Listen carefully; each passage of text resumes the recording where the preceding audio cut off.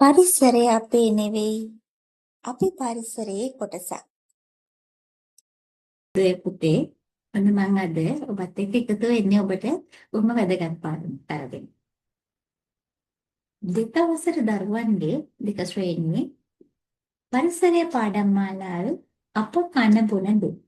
පරිසරයේ පාඩම් මාලාවේදී අපිට ඉගෙන ගන්න තියෙනවා අපි කන බොන දේ ගැන කතා කරන්න.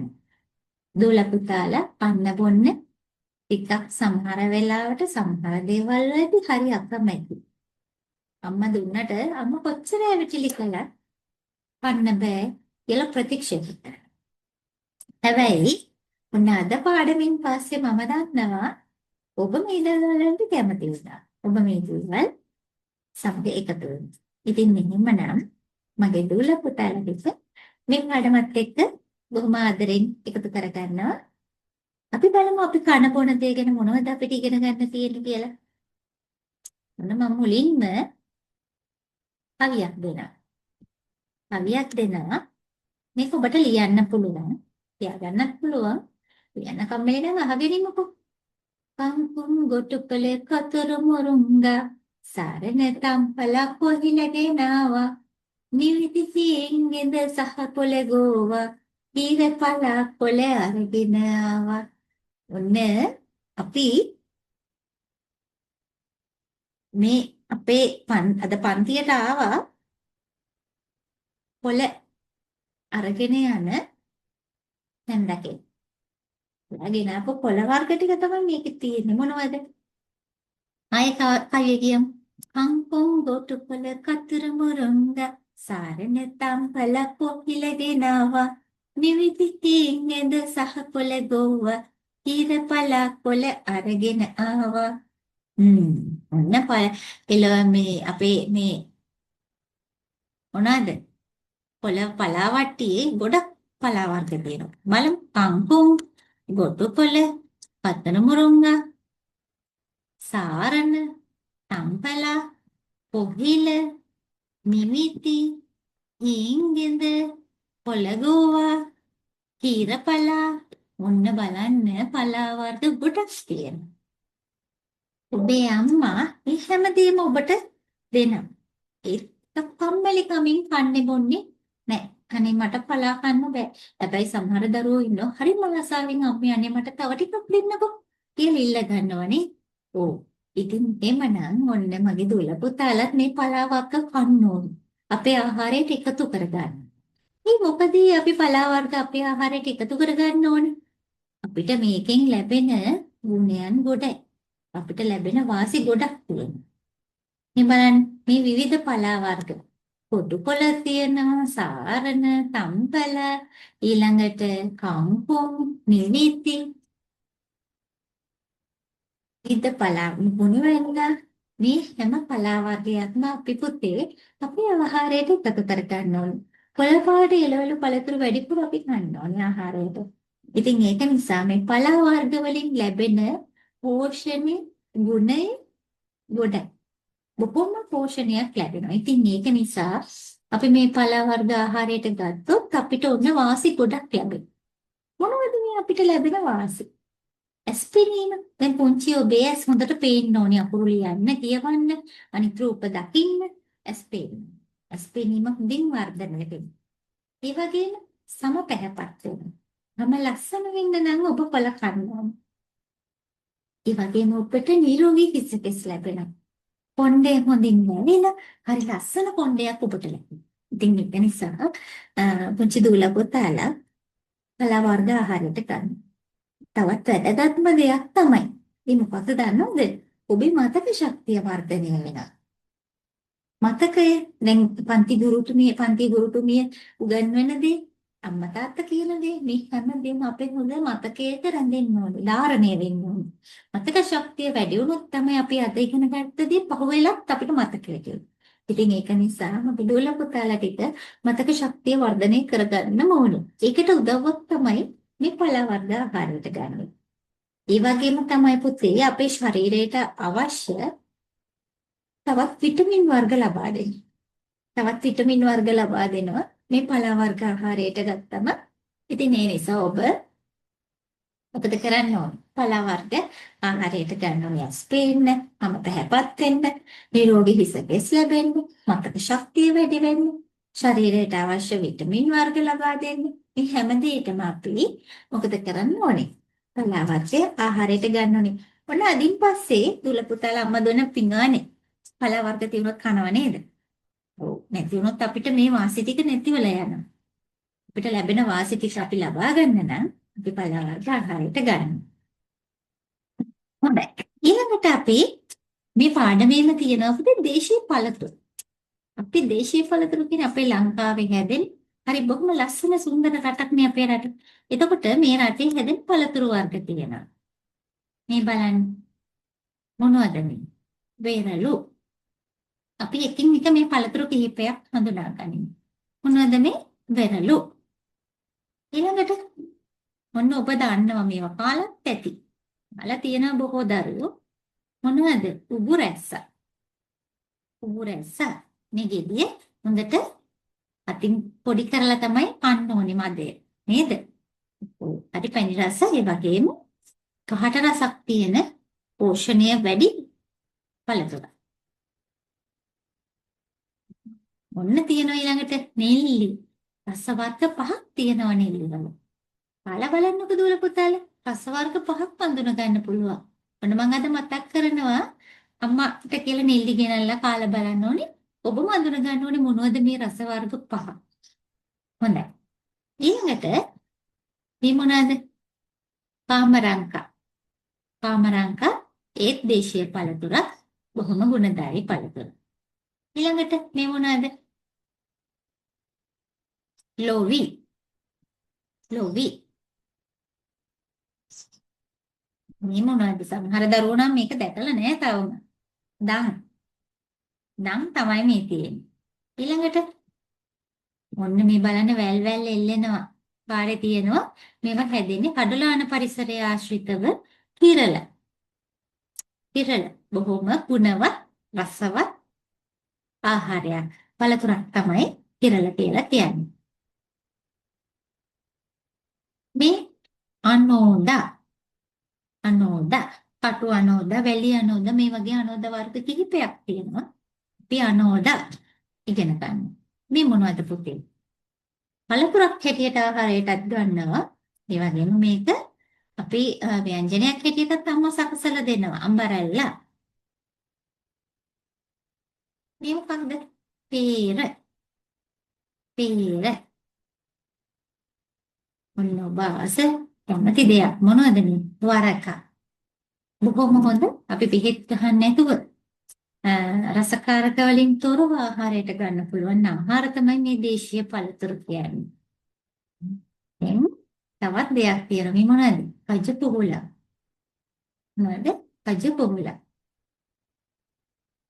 දැන් අපි මේ පළතුරු ටික අරගෙන බීම වර්ග හදනවා. මේ බලන්න. මොන බලන්න.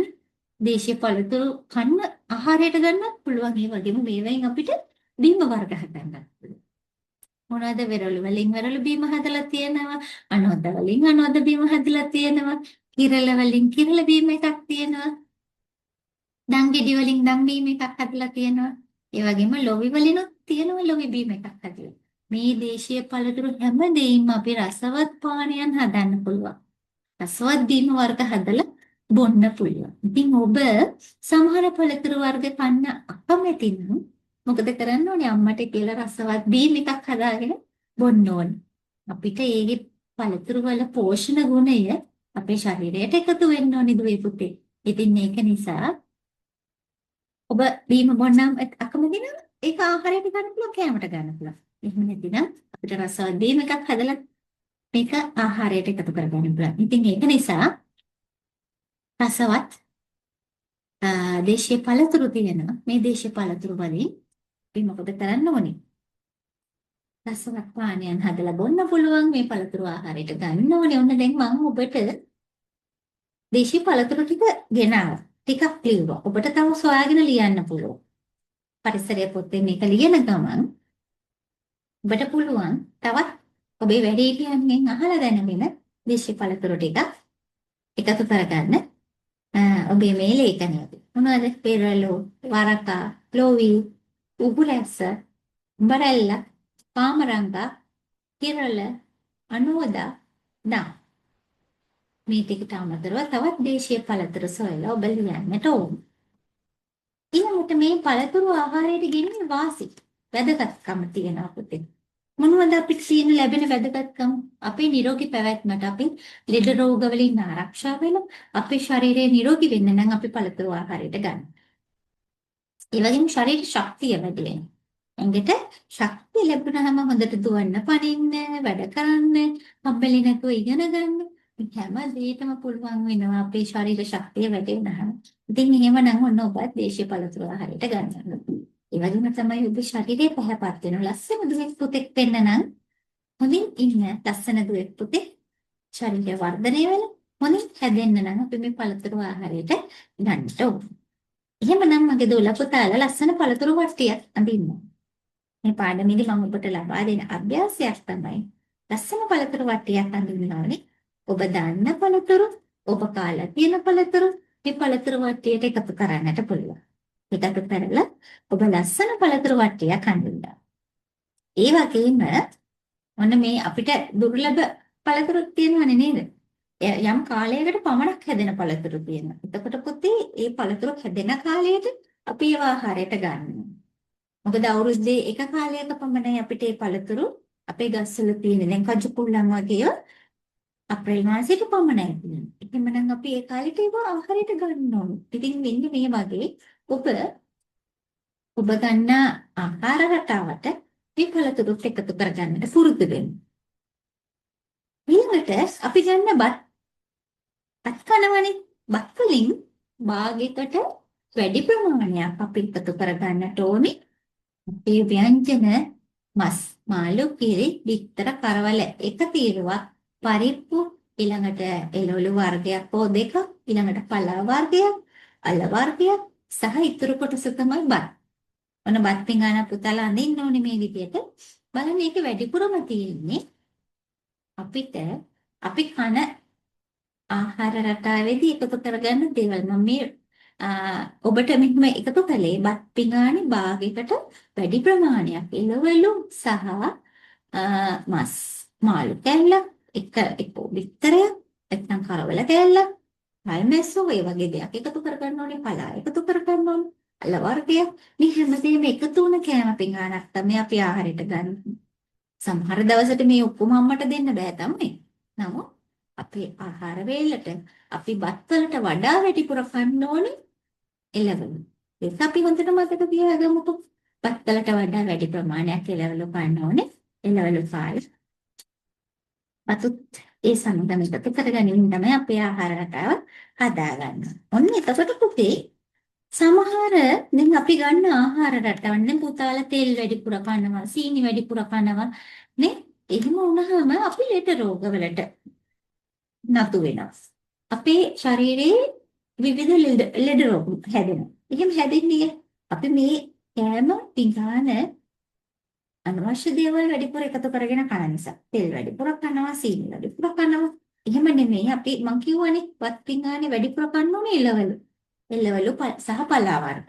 එහෙම එකතු කරගෙන කන ගමන් අපි ලෙඩ රෝගී වලින් ආරක්ෂා වෙනවා.